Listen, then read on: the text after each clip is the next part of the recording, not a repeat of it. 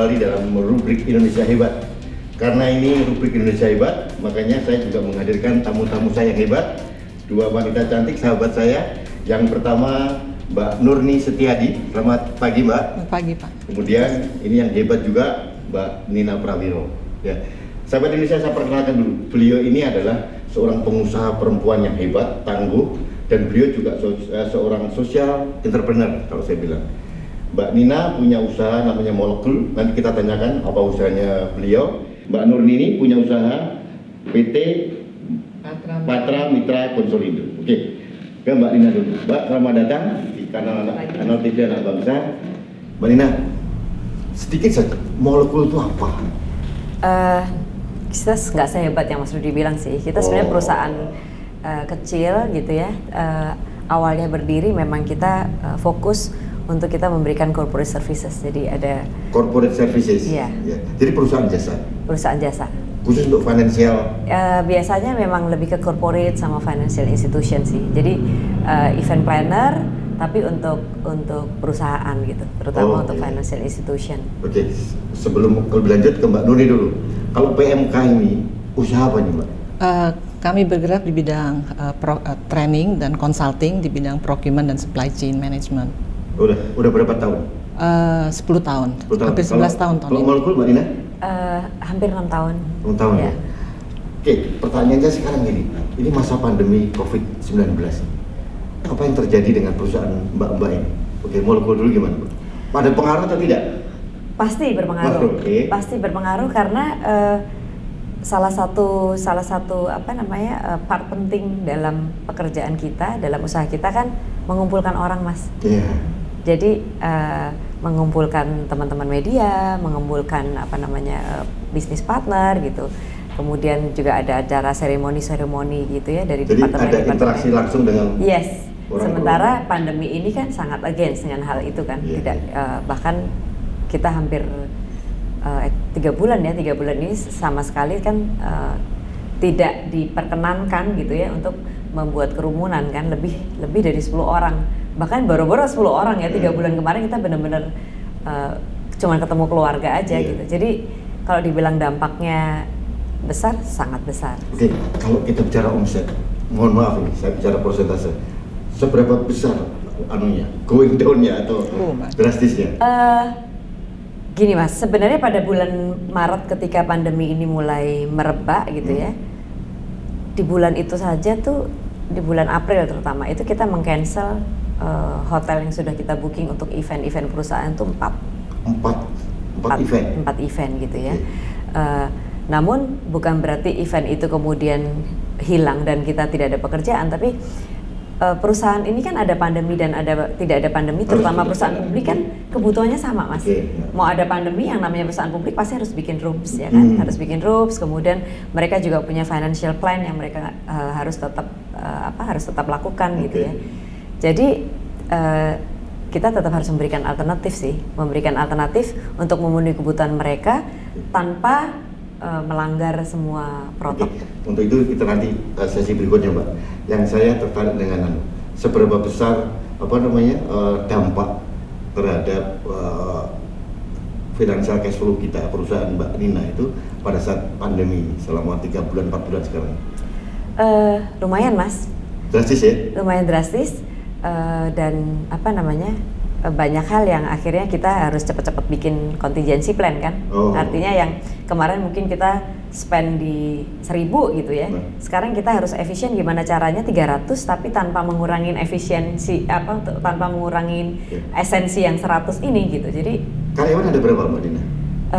Gak banyak sih. Saya kalau karyawan di tim saya itu kita ada desainer, kemudian ada admin, ada kurir, ada ya. Terpaksa mereka dirumahkan juga kan? Kerja dari rumah juga ya? Iya, selama 3 bulan kemarin iya. Dirumahkan dan semua total kita hampir tidak ada kegiatan di kantor ya. Itu 2 bulan Mas. 2 bulan. Iya, jadi semua kita kerjakan dari rumah. Oke. Kalau Mbak Nurni, kalau PMK separah itukah seperti Mbak Nina alami? Sama sekali, karena pandemik COVID ini kan sama sekali di luar dugaan. Dan seperti yang Nina tadi jelaskan, kami sama sekali tidak ada contingency plan untuk itu. Dan kami bergeraknya di bidang training dan consulting. Kami memang ada jual juga untuk yang jual sistem ya. Tapi yang paling drastis itu yang untuk yang training, karena kan selama 3 bulan ini ada berapa event yang dibatalkan? Aduh, ada 5 ada event dibatalkan. Jadi yang kami udah training itu dijual nggak bisa 1 mingguan, 1 bulan sebelumnya kita jual. Dan kita udah jual itu dari bulan Desember, dari Januari, planningnya untuk bulan Maret, April ya. Tapi itu semua batal gitu. Oh gitu ya. Mbak Nurni, Mbak Nina, pasti dalam masa pandemi ini dalam suatu tingkat kesulitan kita kadang-kadang orang putus asa atau kita mencari inovasi baru. Yang terjadi di Molekul seperti apa, Pak? Kaget pasti sih Mas ya. Cuman waktu kita kaget dengan kondisi ini, terutama berita-berita gitu ya, cuman ada 2 pilihan sih. Kita mau kaget terus ngapain gitu. Kaget terus tutup, atau kaget terus kita berpikir ulang gitu ya. Maksudnya memikirkan alternatif baru gitu. Dan sebenarnya karena kita punya tanggung jawab moral gitu ya dengan karyawan, kemudian kita juga merasa bahwa masa sih kita mau berhenti gitu ya. Kalau yang saya nggak tahu adik-adik yang di bawah 30 ya. Kalau seusia saya ini kan ini bukan turbulence pertama kan. Kita pernah mengalami turbulence tahun 98 ya, krisis ekonomi, walaupun itu karena situasi politik bukan pandemi. Tapi kan dampak ekonominya juga hampir sama. Lalu di 2008 juga kita sempat ada krisis gitu. Jadi inilah Mas, Tuhan itu baik lah. Jadi sudah ada didikan dulu lah. Jadi ketika 2020 ini kita terjadi, kita langsung belajar ke belakang. 98 bisa bertahan kok gitu. 2000 sekian bisa bertahan kok. Sekarang juga masih bisa bertahan gitu. Terus apa yang Mbak Nina lakukan untuk mengatasi itu? Yang pasti yang pasti harus menjaga hubungan baik sih dengan klien-klien yang selama ini kita sudah menaruh kepercayaan. Kemudian terus memberikan ini aja Mas, alternatif dari komunikasi yang kita jalin kan kita bisa memberikan alternatif. Gimana ya, saya mau tetap RUPS tapi nggak mungkin ngumpulin orang 200. Jadi kita masih memikirkan infrastrukturnya bagaimana supaya ini tetap berjalan. Jadi kalau di perusahaan itu virtual room bisa? Bisa. Secara legal juga diakui? Diakui. Oke, itu yang Mbak Nina lakukan? Diakui, ya, diakui. Kemudian seperti virtual conference pairs kita juga bikin. Jadi ada launching produk yang tadinya kita harus sewa ballroom 400 orang, sekarang enggak. Sekarang kita bisa bikin lebih efektif dengan virtual tanpa mengurangi esensi event ini kan Mas gitu. Sebenarnya dari segi cost lebih murah sebetulnya ya? Nah ini Mas, ini yang dibilang blessing in disguise ya. Kita itu manusia selalu belajar dari peristiwa gitu ya. Ketika pandemi ini datang, sebulan kita kaget, bulan kedua kita sudah mulai bisa punya satu wisdom gitu bahwa sebenarnya ada banyak pekerjaan yang ternyata bisa lebih efisien loh, lebih efektif gitu. Yang secara cost saja. Ternyata untuk bisa melaunch sesuatu itu kita bisa menggunakan sosial media dan lain-lain jauh lebih efektif gitu ya, dengan dampak yang sama dibanding sebelum pandemi kita masih spend berapa ratus juta untuk Nah, hal-hal seperti itu yang sebenarnya kalau menurut saya terobosan sih. Jadi kalau alhamdulillah puji Tuhan pandemi ini akan segera berakhir pun banyak dari kita yang harusnya mulai berpikir lebih efisien, lebih efektif. Gitu. Mbak Nurni, blessing apa yang didapat pada saat pandemi? Kami melakukan jadi sekarang online training. Yang bisa tadi jalan. Ya, puji Tuhan bisa jalan. Jadi biasanya kan kalau impactnya besar sekali karena kita kan berhubungan dengan sumber daya manusia, face to face training ya, baik itu public maupun in-house. Kalau public kan di hotel dan sebagainya. Sekarang kami switch ke online. Ternyata waktu online itu makanya waktu mulai COVID yang mulai Maret, April itu kan lagi hectic-nya. Di situ kami dapat inspirasi ya, bahwa melakukan online itu lebih efektif. Pertama, targetnya kami, marketnya bukan hanya di Jabotabek. Biasanya kalau training itu kan hanya di Jabotabek aja. Bisa menjangkau seluruhnya bisa menjangkau untuk seluruh Indonesia untuk karena virtual. Itu blessing juga berarti? Sangat blessing juga jadinya. Jadi cost-nya pasti lebih murah, kami nggak usah sewa hotel. ya kan? Kalau biasa kan mesti pakai hotel. Tapi klien bisa terima itu benar? Bisa. Efek manfaatnya seperti apa? Sama sih. Sama, mereka ya? lebih efeknya lebih benefit. Kenapa? Mereka bisa ada recordingnya kan? Bisa lihat, bisa dengar lagi gitu. Oke. Untuk yang virtual. Baik, sahabat Indonesia, ini inspirasi yang luar biasa. Pada saat kesulitan pandemi COVID-19 ini ternyata dua ibu yang luar biasa ini bisa membuat inovasi baru dalam bisnisnya mereka masing-masing dan ternyata mereka survive. Ini yang menjadi inspirasi buat kita semuanya. Oke, saya kembali diskusi dengan beliau. Mbak Nina, kemudian apa yang ingin Mbak Nina sampaikan untuk Indonesia ya dalam menghadapi COVID kan belum pernah, kita nggak tahu kapan berakhir. Oke, terus saran Mbak Nina apa untuk para bisnismen atau baik perempuan maupun laki-laki di Indonesia? Membangun behavior yang baru. Membangun behavior yang baru. Oke. Seperti apa kira-kira? Gini Mas, kita sudah hampir 3 bulan itu kan seperti seperti katak dalam tempurung kan, gitu. Karena ketakutan kita jauh lebih besar dibanding keinginan kita untuk survive, untuk bertahan gitu ya. Jadi kalau menurut saya sih kita harus mulai berani untuk menentukan kita mau jadi petarung atau mau jadi loser gitu ya. Nah, kalau ini kata kuncinya nih. Kita mau jadi petarung atau menjadi loser atau pecundang. Nah, ini tawaran yang menarik dari Mbak Nina Prawiro. Oke, terus gimana Mbak Nina? Iya, jadi begitu kita putuskan kita mau jadi apa, kita tuh pasti akan dikasih jalan deh Mas. Artinya gini, ketika ketakutan itu selesai, kekagetan itu selesai gitu ya, semua kan berbalik ke kita Mas. Mau buka berita juga kita bisa pilih kan, berita yang kayak apa nih? Berita yang membangkitkan semangat, atau berita yang berita yang kemudian membuat spirit kita jadi bangkit. Oh, si ini bisa loh bikin begini.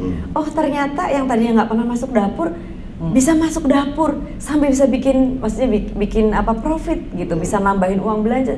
Itu kan hal-hal yang kita bisa pilih Mas.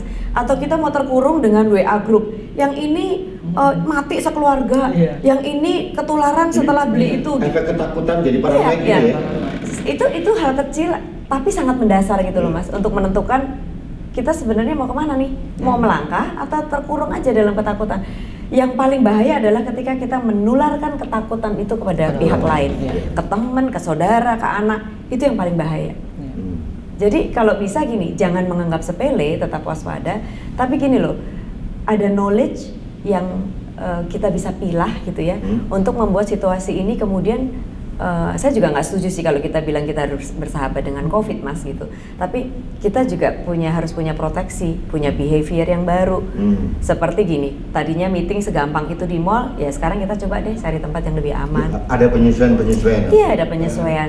Misalnya kalau kita nggak penting banget bisa lewat Zoom selesai, ya kita lewat Zoom aja gitu. Lebih efektif gitu. Kalau mau ngopi, ya berdua aja, bertiga untuk hal yang penting. Terus udah 1 jam selesai, pulang mandi, itu kan behavior yang baru ya Mas ya. Tapi kalau kita lalu bener-bener yang membuat dunia ini berakhir gitu ya, imun kita juga turun. Semuanya tergantung pilihan kita. Tergantung kita mau optimis atau mau pesimis. Satu lagi yang Mbak Nina sampaikan, kita mau jadi petarung atau jadi pecundang. Oke, Mbak Nur nih, gimana? Saran apa Mbak yang Mbak sampaikan pada Indonesia untuk menghadapi pandemi yang kita nggak tahu kapan berakhir ini? Saran saya sih tetap optimis dan positif ya. Seperti yang Nina jelaskan juga tadi, pada saat waktu itu juga saya lagi fokus banget bagaimana untuk bisa survive, karena nggak gampang sekali. Itu mempengaruhi sekali cash flow kami, terus terang aja. Apakah pilihannya kami harus PHK-kan karyawan saya sih nggak banyak, hanya 7 orang, tapi kan PHK itu kan bukan jalan, bukan solusinya gitu loh ya. Ini kan tantangan itu harus kita hadapi, bukan kita hindari. Jadi ya kita survive aja. Saya tuh waktu itu tuh lagi berat banget, berat banget karena ini perusahaan mau kita terusin atau enggak. Gitu. Kalau kita terusin, gimana kita cash flow kita bayar, kita nggak tahu COVID ini sampai kapan. Iya, kita nggak tahu sampai kapan kita ini bertahannya. Kalau kita PHK-in, aduh kesian banget, mereka tuh setia, udah ikut saya 10 tahun lebih. Mereka orang kecil yang mana gajinya hanya batas UMR. Impact-nya di situ ada anaknya, ada orang tuanya gitu loh. Masa sih saya mesti nyerah seperti itu gitu loh. Jadi ya puji Tuhan ya, makanya saya waktu itu nggak mau dengar yang berita-berita yang negatif, apalagi dengar mengenai COVID berapanya. Saya sama sekali saya nggak mau nonton TV gitu, sama sekali nggak nonton TV. Jadi ya saya ngelihat yang mana-mana berita yang positif untuk buat memacu saya gitu, supaya saya bisa bertahan gitu. Itu yang Mbak lakukan ya? Iya, jadi karena Mbak memilih menjadi seorang petarung berarti ya? Kita harus jadi petarung, nggak ada pilihan lagi. Ya. Oke, sekarang ini kondisinya PSBB sudah dilonggarkan ya, dalam masa transisi dan sebagainya. Bisnis masih jalan Mbak Nurni? Puji Tuhan masih jalan. Klien yang seperti yang pakai virtual juga masih jalan. Malah kami sekarang saya lihat pegawai saya, staff saya itu makin semangat gitu loh. Semangat kita mengadakan banyak event kayak untuk yang free session talk gitu ya. Jadi optimisme dari bos itu juga mempengaruhi ke anak buah ya? Iya. Memang penting itu. Masih jalan terus ya Mbak ya? Masih jalan sekarang. Sahabat Indonesia, kalau membutuhkan jasa dari PMK, ini alamatnya di sini nih, ya. Boleh ya Mbak ya? Iya. Boleh, ini alamat di sini. Oke, Mbak Nina, COVID-19 ini dialami di seluruh dunia, gitu ya. Tapi bagaimana cara menyikapinya masing-masing negara berbeda, masing-masing orang juga berbeda, masing-masing korporat juga berbeda. Oke, apa sekarang yang Mbak Nina tangkap dari fenomena terjadinya pandemi COVID-19? Selain tadi bisnis ya Mas, sebenarnya kalau kita mau lebih sensitif itu ya, pandemi ini juga sebenarnya menajamkan atau mungkin ada beberapa yang malah melahirkan satu value baru gitu ya, bahwa kita itu hidup nggak sendiri gitu. Ketika pandemi ini mulai, kita lihat banyak orang melakukan gerakan yang kasih order makan buat ojek online gitu ya. Itu salah satu value buat saya gitu, bahwa kita punya bela rasa yang terasah dengan situasi ini gitu. Sahabat Indonesia, bela rasa itu kalau kalimat populernya adalah empati sosial. Empati sosial ya. Oke. Terus? Ya, rasa empati ini kita wujudkan dari banyak hal ya Mas. Contoh aja gini, misalkan ketika Lebaran kemarin, biasanya tuh saya kalau ada hari raya, kita nggak mau ambil pusing lah Mas. Kalau mau kasih klien segala macam, kita order aja udah pasti lah. Yang perusahaan besar udah mereka tinggal order, kita transfer beres gitu. Sekarang ini karena ya cash flow kita juga terganggu, kemudian kita every single cent yang kita mau spend itu kita pikir loh, efeknya kemana? Efeknya kemana gitu. Kalau saya pribadi dan kemudian disetujui sama teman-teman ya di kantor gitu, kita akhirnya memilih loh untuk memberikan sesuatu tuh kita lihat kita harus beli dari sumber yang benar nih. Syukur-syukur bisa membantu mereka gitu ya. Efek manfaatnya pada resources. Betul, resources itu yang kita perlu gitu. Gimana caranya kita membeli, tapi yang kita beli itu juga misalkan kita kumpulkan pengrajin, mereka yang selama ini mungkin jualan di tempat wisata, sekarang wisatanya tutup kan mereka nggak bisa jualan lagi kan. Itu yang kita beli, itu yang kita ambil. Itu yang Mbak Nina katakan value baru. Iya, menajamkan value baru. Sebenarnya yang namanya masyarakat Indonesia itu dari dulu yang namanya tepos liro, gotong royong itu dari kita lahir ya Mas. Tapi gini, tidak dalam situasi dan kondisi apapun kita juga ada gitu. Tapi pandemi ini seperti kita diingatkan lagi gitu loh. Membentuk satu support system kecil-kecil tapi berkelanjutan dan bermanfaat untuk sekeliling kita. Jadi gitu. Ini berkah terjadinya musibah Mbak ya. Oke, kalau Mbak Nurni yang perlu menyikapinya, perspektif seperti apa yang digambarkan dalam pikiran Mbak Nurni tentang pertama bisnis ya, terjadinya pandemi COVID-19. Ya, jadi kami ganti bisnis model kami tadi ya, bisnis model diganti. Yang tadi saya jelaskan bahwa dari training face to face sekarang jadi online. Target market kami juga sekarang ke anak-anak milenial supaya mereka bisa belajar juga. Karena online training ini kan mudah sekali, mereka bisa ikutin di mana aja. Mereka familiar, udah gitu harganya juga nggak mahal.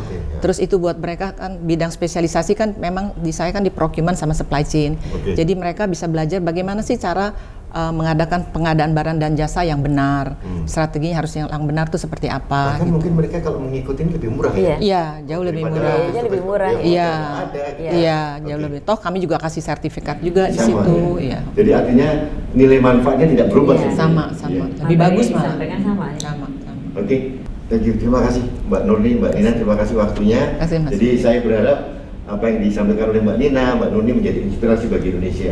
Baik sahabat Indonesia, demikian informasi yang menarik dan suatu aura positif yang ditawarkan oleh Mbak Nina dan Mbak Nurni. Mudah-mudahan menjadi inspirasi buat Anda semuanya. Kita kembali pada rubrik Indonesia Hebat berikutnya. Dah.